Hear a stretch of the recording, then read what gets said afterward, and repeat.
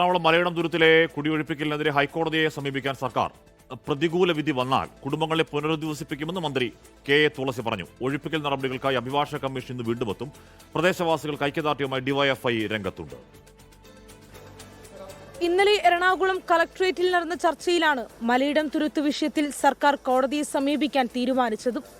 തിങ്കളാഴ്ച ഹൈക്കോടതിയെ സമീപിക്കും. ഹൈക്കോടതിയിൽ നിന്ന് തീരുമാനം ഉണ്ടാകുന്നതുവരെ പോലീസിന്റെ ഭാഗത്തു നിന്നും മറ്റു നടപടിക്രമങ്ങൾ ഒന്നും ഉണ്ടാവുകയില്ല എന്നും സർക്കാർ ഉറപ്പു നൽകിയിട്ടുണ്ട്.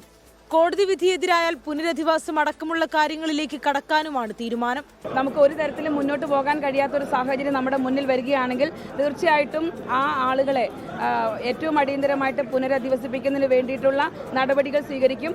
അത് പക്ഷേ ഏതെങ്കിലും തരത്തിൽ ഏകപക്ഷീയമായിട്ടുള്ള നടപടി ആയിരിക്കില്ല.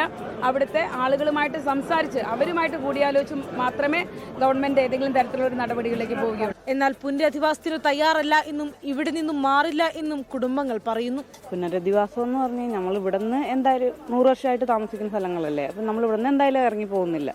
ഇന്ന് വൈകുന്നേരത്തോടുകൂടി ഒഴിപ്പിക്കൽ നടപടി പൂർത്തിയാക്കി റിപ്പോർട്ട് സമർപ്പിക്കണം എന്നാണ് പെരുമ്പാവൂർ മുനിസിപ്പൽ കോടതിയുടെ ഉത്തരവ്. എന്നാൽ പോലീസ് നടപടി ഉണ്ടാകാത്ത സാഹചര്യത്തിൽ അഭിഭാഷക കമ്മീഷൻ എത്തുമോ എന്ന കാര്യത്തിൽ തീരുമാനമായിട്ടില്ല. 24 കൊച്ചി.